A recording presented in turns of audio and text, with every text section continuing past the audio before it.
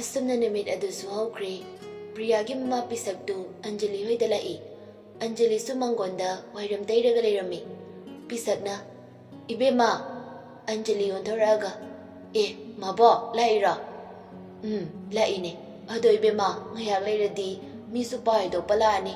Aduna chalon bado, mabo khoygidi miro sulaiti. Aduna namanabi kharaga amukta lakiro. Mabo, laki taramine isu, iruzaraga lage. Hoi, adudi mabo mukchalage ko. Hoi mabo. Pisak su chakri.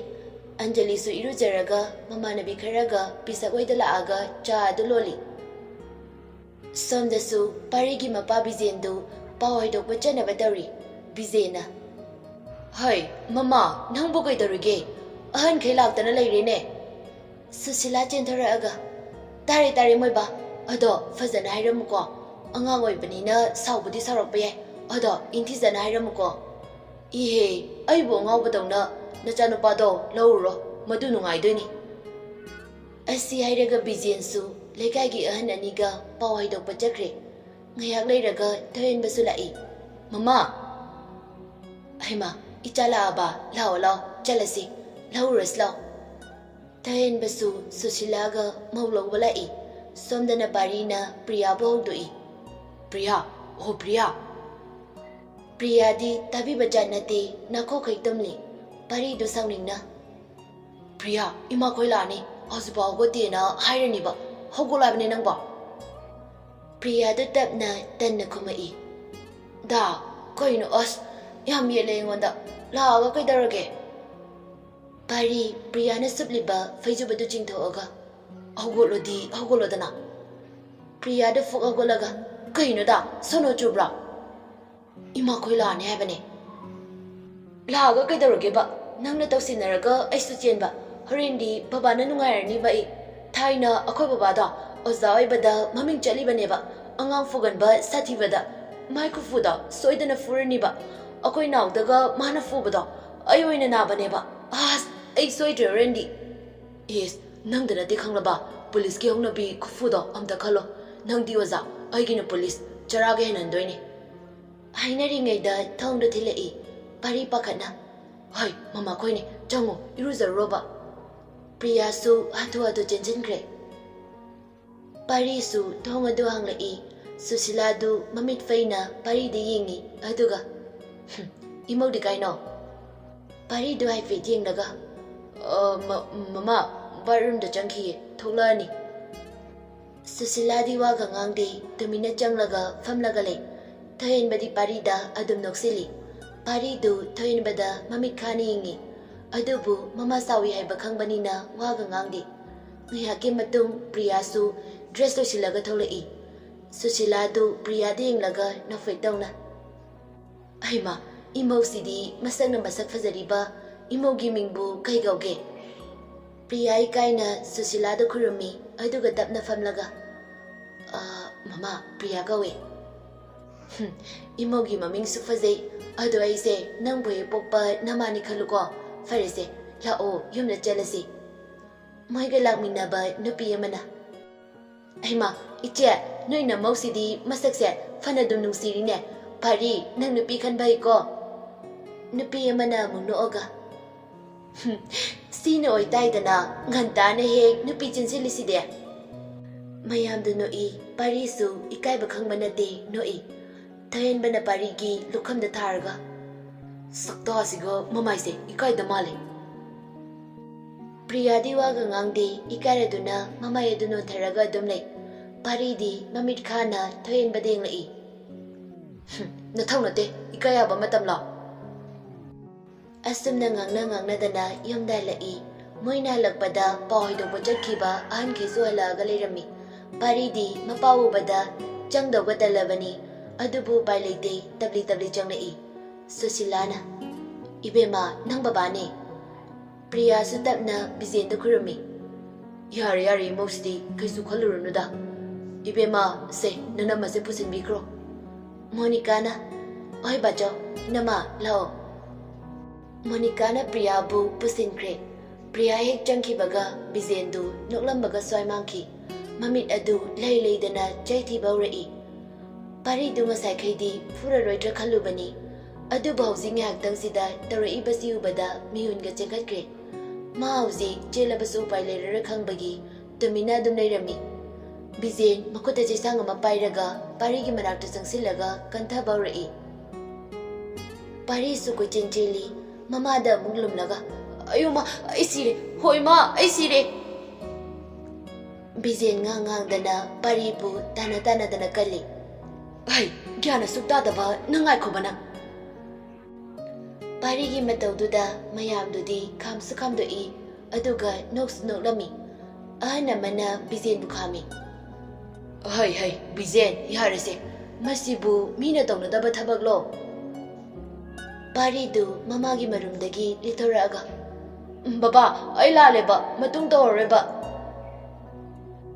Bizen amuksu sauna parigi manakta jamsinge tawi Kari nupi chenbabu matung tawroi kaina nang leiramoba nang Parisu magi kada chenkhallaga amuk onsilaga amuksu lausilami Oh baba nagun khangi ko nanga khoi mamaga chelido chahi 13 tane aina 18 Susilana lakthari Hai kaino na chindu ba Parisu machindu nupidagi hena kanbanina adum khumai Sibu mina tawna daba thabaklo noi gi matam loira kandane kausinaba gyan taba sabane yaroi ko Bijena muksu jetsinge tawi adaidi paridu hotana chingakre Mayamadu no'oga yingi thayen basu parigi kada nongnokdana changkre Somdana priyadu ka topa madalerami Monica amadi lesabi kharasu leirami Monica na Inama kaino kamaina chelino ba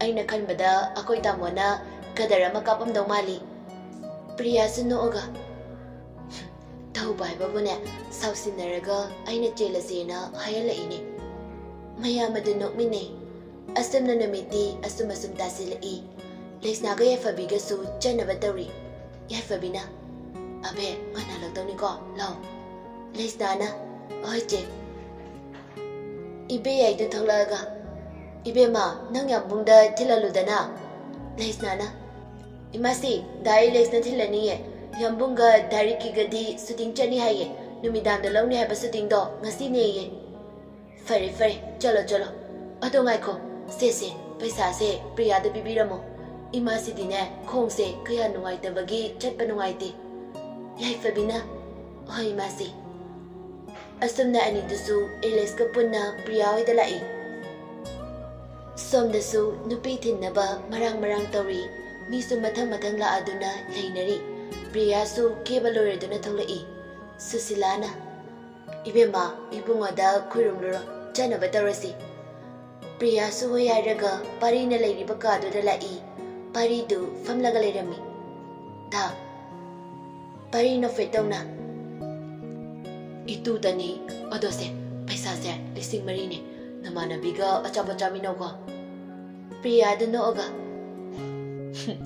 Kaide paisa no Asugyamba paisa se sales thokdaba nangna Koklowe Asiyaraga manaton gadu thut taraga kapira kaptira khangdabi tawrai Priyasu paisa du lawraga noi Kaino dada nupina kaptawduda nupa nangna kapiduna Paridu Priya denglaga Kopningdana kopanate khanglaba ngasai akobaba fubada nadi nai mathangdadi nupiga janjaroi ngasai ku fudo furadi aibu hinglaroi aduna ai nupiga chelaroi mathangdadi Priya makhwang melaga Oh nangse atopa amuk chengi taramineba babanaga furamdradi nang amuksu atopa ma chendorine Koinoi wathidi aidi nangse ahum lagla mari ragla chengi khanba ado ai mathangdadi chelaroi Priya da paithoga pari da kurumi parina mo agut piraga nangbo mo yamthuna lobala ke ko adu nangsu horen fuda boyjar aina na ba jaina se nangonda di na ningdi aidi nang haidu ne fuda leire ho du buba fuda boyu ba khanglaba fare fajana chalo amuk ne sida lao ai lobala tawne Priya su thokri aduga sanami khrum laba matung mayam tawraga Priya bathilai Yauraduna mayamdu harau wari watai sanari. Priyade tumina adumo famlagalay. Laisnandu changsilaga. Hai, hingchabi, nangna themuge hairameraga kaigi chenkhrino baha. Priyana, yam langano ko. Noi chakrakanda ai fudaruineba babana. Mata sai ko. Angelina mu. Hoi bema nang chenkibagi akoi mamaga noi mamaga na ngangnabasi. Ai na kong daramga sa kai gi tawi khangbra. Tanja du da Susila changi. Susilana. Bema mama khoi mu chalage ko. Hoi mama. Susila changsilaga pesa puthoga pirei.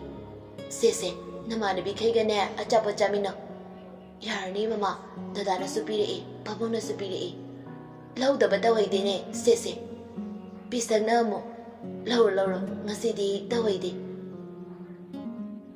Priya su tanna lawi Susilana. Adudi inaw akoy mu janaba tarage. Imaw daga fuba yariko ay di sawzasani. Mayamna no I pisag sunoga. Inama kesu furoida. Mina tawna daba tabasuna tabasiba. Mapabong budi kara sawbani angangoy maledana. Karay digi angangoy bano yareda. Class 11 tami. Tuna long na tawni. Aduga punna ne magi anggan gi managda thamkrage. Ani mapunna tamjarasani. Mayamadu harau wari sanaramlaga matang chakre. Mi kaisu loina chakre. Lady Baibabu yaifabiga leisnaga damangairi. Anjaliga Eliskadi nakanamada Priyagi manaw bithofa kharaga lay. Pisak tu sauna machada ngangi. Nang bawjing anta nayumda panthoaga kaidawdono haibane. Nati hawjing nayum panba matam loba. Nang na wakhal adu am yaudrise kaigino haibane. Nang napana nungai ni bana. Priyana, aina tarise mina taroda ba thabaglo. Tanja duda mapa Sunil su changnai. Mapa changlakpade machin khumlama Priya tumina leirami. Sunil na. Koi tawni jiti lombirani adugane adu mangjaro. Aidi gyan tai na khanbane. Adubu yadene ko. Asi airamlaga Sunil su sauraga thokri. Priya tumina leirami. Yaifabina. Priya kaisu khalunuda. Baba hoi mama hoi na ngayak sawbagi haizarini. Ada ai kaisu chalage ko. Matamsi yadre thengkreba. Priya tapna. Hoi che Yaifabi. Leisnana mo. Lesabi sengdabi chalehe. Priya mami faina leisnali ngai. Yaifabiga leisnaga su tholai. Somdana Alexna. Namanabi di jenkre ibani na kamdawba. Angelina. Ma chelaga kay darage. Ay koy di matik chabi yoikini. Nang ngay nga madina ngayo. Ngamoy haraga na niya amay yung gisuyingo. Alex di dumnog Jeremy aduga fagi darami. Hoy na. Ay di nang ngay ringay hanurani. Nang hayra matik charadi ay among pamlara. Aday ay na asum chijalab. Hay kana pate. Ay su ama yangoba na fadong malae. Nang wasiti. Anjali du Alex ta fay niyang laga. Ano ba? Nang siri ka mo. Heka to payong bata. Nakanda family ba ang ngangani du din no I ang ngangamana. Kaka, no enise koy na ba mali. Anjali nang mabok to'y dahi do ke. Hay, siri ka mo. Heka to bata. Mi koy na baso natin na. Ang ngangamado na amo. Is koy na dabayra. Be wari ga sanay do. Hay do piroy ba. Asing bayro o. Ay koy su loy na kang majani. Ang ngangoy jerasu na. Nungsibay matang sidi lesabi ne pura. Hey, ngaka, siya. Class di 1 khakta kada ngari. Aduga iranga yaudana. Alex na nooga. Hoy, kay ye. Mun mamada na haido. Masi furaga na. Karatu na aingonda lainaba. Ang ngangani duno Anjali di fay na yinglaga. Wangangi hektaw baga Yaifabina. Alex, chalasira. Tengkre. Hoy, chalase. Asi hairaga hawalaga thokre. Angelina. Yaifabie, chalage hairo. Chalage. Abedi thokre somda. Ado Yaifabie, aisu nong malake. Yamungsu uda kuire. Hoy, lao. Ado chalage ko. Yaifabisu thole ahum dusu hankre. Asumna numit adusu hawkre. Matamna kanabasu ngay dahibaduni. Nong mahawki, nini hawki. Chahi ama yan hawkre. Leisna oisu 12 kari. Priyaga parigasu 12 loraga hongna bahinare. Thoyenbaga leisnagasu hena nungsinaragli. Thamoy ani yanana chatminariba nungsibagi ipagda iroriba thamoy anisi tungda kari thoaga ba tamba ngamde. Nongmagi numitni Robert lakani haibaduda mayamdu marang tawri. Chinglembaga Alex kana airport da lawba chakre. Yaifabiga leisnagasu chagi sing thongduna honari. Ngayaki matung gari thausilakpagi makhon adu taraduna ibe yaisu tholai. Robasu kumtharaaga nofai tawri. Chinglembasu gari adu mafam chana khamni. Ibe yaina imung don silaga. Icha tombi nang yamung choklai che puthorao. Leisna su hoyaraga makuta che machet amaga makhet amaga pairaga chenthorai. Aduga mayidu jukatli. Robert su kanthorai. Leisna du Robert ta fajenglaga. Ima khanglaw lawrai mayam du Leisna dengnai. Robert su yengi aduga nafai tawna. Kainoi chan ayura khanglide. Leisna mamin amun noi aduga.